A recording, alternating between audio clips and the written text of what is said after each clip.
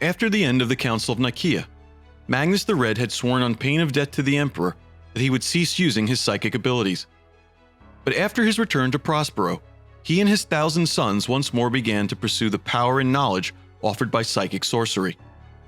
The resumption of the flesh change, the terrible curse of mutation that afflicted his legion, led Magnus to reach further into the Immaterium than ever before. He was determined to find the cure and prove his father wrong. He would show that psychic powers could be used for good.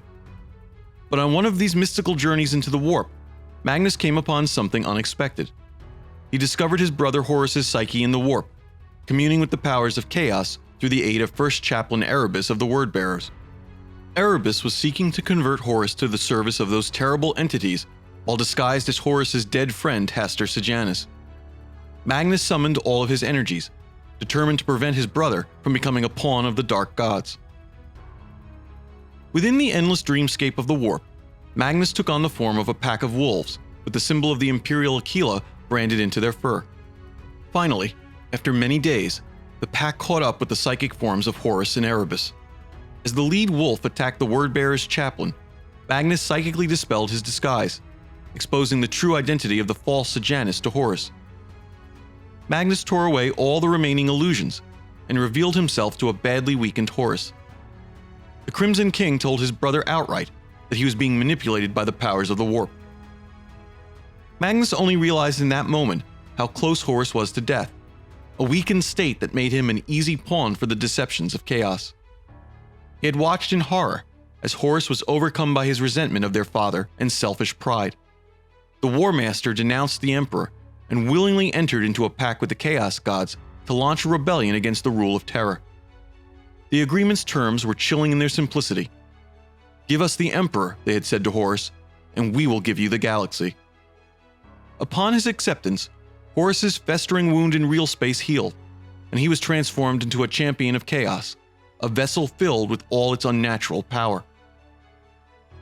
Unbound by the laws of space and time, the Immaterium next showed all the potential outcomes of Horus's revolt to the Crimson King. He watched Horus, the master statesman and diplomat, use his charisma and intelligence to manipulate half of their brother Primarchs to his side. He watched as the Imperium, all that the Emperor had built, was consumed in the fires of a terrible civil war. He saw the carnage wrought by the War Master's hand, and the terrible cruelties inflicted upon mankind. But though Magnus saw the role that every other Space Marine Legion played in the coming conflict, he never discovered what would befall himself and his 1,000 sons. When at last his psychic projection returned to his physical body on Prospero, Magnus reeled in shock. He knew his duty to the Imperium required that he warn the Emperor on Terra that his favorite son Horus was planning a terrible betrayal. The quickest way to do so was to communicate through the warp itself, just as Magnus and his father had done for decades before their reunion. Though this meant openly violating the edicts of the Council of Nikaea, Magnus judged the situation too dire to abide by that oath. But to his surprise, all of his attempts to psychically reach out to his father through the old channels proved fruitless. Magnus could see the glow of the Astronomicon within the warp as always, but his father's presence was noticeably absent. A powerful warp storm was interfering with all astropathic messages sent to Terra. No matter how much assistance he received from his fellow psychers among the 1,000 Sons, Magnus could not get a telepathic message through the interference. But there was another way: the use of a sorcerous ritual to project his mind astrally through the warp directly to Terra. Magnus would appear in his astral form before the Emperor and give the warning himself. As the sorcerers of the 1,000 Sons joined him, Magnus's soul blazed through the reaches of the warp towards Terra. But even in the Immaterium, the way was long and filled with danger. So when Magnus discovered in his journey a corridor of the Aeldari's Webway dimension leading to Terra, he decided to use it as a shortcut. What Magnus didn't know was that this corridor had actually been created by the Emperor as part of the secret project he pursued after his return to Terra. Magnus tried multiple times to breach the wall of the corridor, but found it so strongly warded that even he could not break through.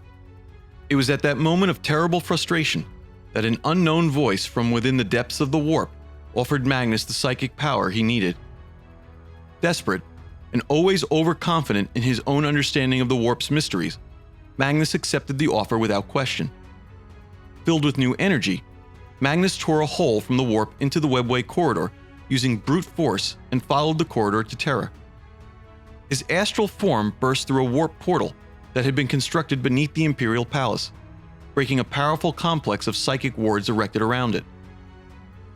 But just as Magnus at last felt the Emperor's presence, he heard his father psychically scream in rage and break off the contact. He was ejected from the warp before he could deliver his message. Magnus's consciousness was flung across the light years and back into his body. As he recovered his strength from the taxing journey, he found himself increasingly uneasy. He wondered why his father had erected such potent psychic wards around Terra, and what his breach of them might mean. He questioned the origin of the power he had been granted, and felt the sneaking suspicion that he was as much a pawn of chaos as Horus. Unsure of his course, Magnus decided to wait on Prospero for the judgment he feared would soon be coming. In truth, Magus the Red had stumbled upon the Emperor's greatest secret and the most important part of his plan to restore humanity's lost golden age. Known as the Webway Project, it was intended to replace the warp drive as mankind's primary means of interstellar travel. The Webway offered a form of travel that was faster and more efficient than the warp, and suffered from none of its hazards or other uncertainties. Most importantly, the labyrinth dimension of the Webway was psychically shielded from the Immaterium, so chaos would be unable to affect those who traveled within its great tunnels drilled between the warp and real space. In time, the Emperor intended to connect every world of the Imperium to every other through the Webway. Humanity would be completely isolated from the warp, and would no longer have to employ psychers or their dangerous powers. Chaos would be deprived of the vast energy provided by humanity's psychic emanations, and mankind would be freed from the manipulations of the dark gods. The Emperor's people could at last forge their own destinies, and never again need fear the onset of another age of strife. It was for this purpose that the Emperor had left the Great Crusade and returned to Terra. His first task had been to build an extension of the Webway from Terra into the broader network. It used an arcane device called the Golden Throne that acted as a psychic amplifier to construct a warp portal beneath the Imperial Palace. With the additional power provided by the Golden Throne, the Emperor psychically projected a conduit through the portal into the Webway. He ordered the tech priests of the Mechanicum to enter the portal and construct new corridors for human use. Unfortunately, the new tunnels were not created from the same psychically resistant material as the original Webway network. Instead, the Emperor had to constantly project his own power through the Golden Throne to protect the Imperial Webway from demonic assaults as the Mechanicum completed its work. Unknown to Magnus, the ritual he had used to contact the Emperor had unleashed a catastrophic chain reaction that destroyed the psychic wards the Emperor had erected around the Imperial Webway. As these protections collapsed, rifts into the warp erupted throughout the newly constructed corridors.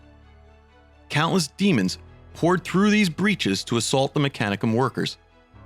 The affected sections of the Imperial Webway were soon given a harsh new nickname, Magnus's Folly. Magnus's rash action transformed the Golden Throne into the Emperor's prison. He was forced to sit on it at all times to maintain the wards on the Webway. His constant attention was all that prevented the demons from spilling through the warp portal into the Imperial Palace itself.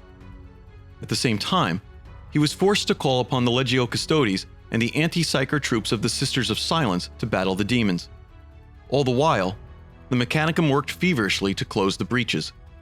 Even worse, Magnus's Folly had also caused the signal of the Astronomicon to weaken. An important part of the Imperial Palace complex in the Himalaya Mountains was the City of Sight. It served as the heart of the organization known as the Astra Telepathica. It was there that the Imperium's astropaths and other sanctioned psychers were housed and trained. Magnus's brute force assault on the Imperial Webway's wards allowed the warp to briefly invade Terra.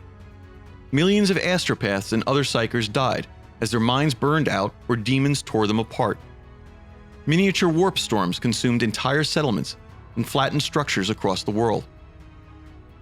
These losses proved critical, weakening the psychic beacon of the Astronomicon used to guide all Imperial interstellar travel.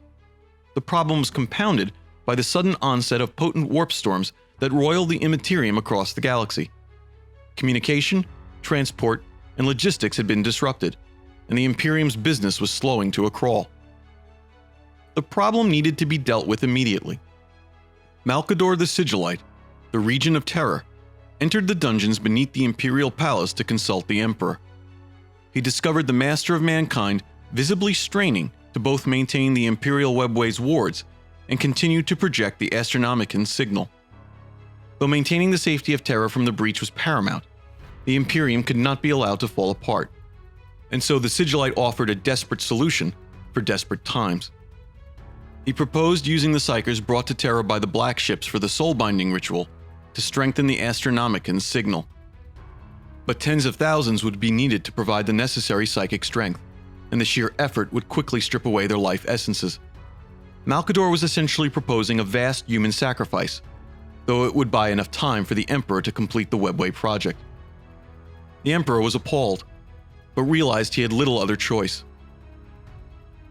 Malcador had the mechanism of the Astronomicon altered so that tens of thousands of psychers could power its signal, though the Emperor's mind continued to guide its beacon. Those with minimal power died within only hours after the link was made, while others lingered for many agonizing months. But the Sigillite hoped that the reinforced energy of the beacon would cut through the warp's increasing turbulence. Then Terra could re-establish contact with all the Primarchs and secure travel and communication across the galaxy. One item of business remained.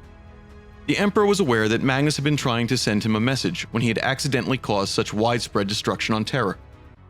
But his actions had been a willful violation of the edicts of Nikaea he had sworn to obey, and he needed to face judgment.